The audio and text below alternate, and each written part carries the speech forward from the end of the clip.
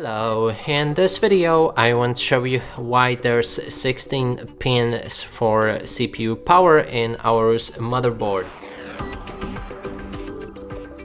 So if you're connecting your power supply for a CPU, you might notice that there's 16 pins for the power, and currently I have only one connected. That means 8 pins are connected. And unless your CPU is below 300 watts, you should connect only one. In case your CPU goes above 300, connect to power supplies. And that is basically it. And that's it for this video. Hope you like it. Please consider subscribing to our channel, leave a like and a comment below.